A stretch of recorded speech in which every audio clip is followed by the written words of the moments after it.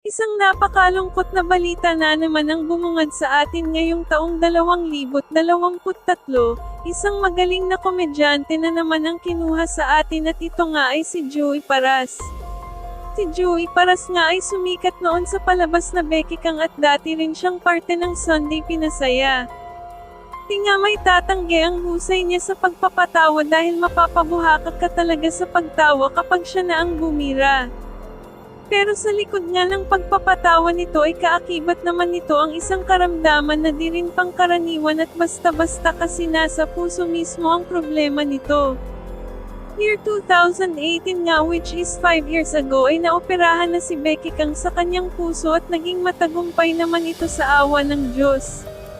Muli na naman ito na hospital noong 2020 at dito din ay nagkaroon din siya ng viral na sakit noong pandemic.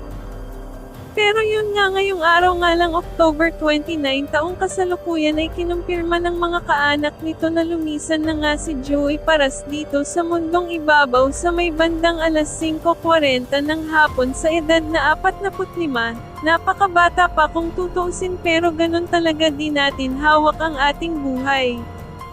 Kaya sana ipagdasal na lang natin ang kaluluwa ni Joey Paras. Nakakalungkot man isipin na sa taong ito ay nadagdagan na naman ang ating mga favorite comedian na nagsisiretiro dito sa mundong ibabaw. Gayunpaman ay maraming salamat parents sa pagbibigay ng ngiti sa aming mga labi. Our dear Con Ian Joey Becky Kang Paras, may you rest in paradise. Hanggang dito na lang, God bless.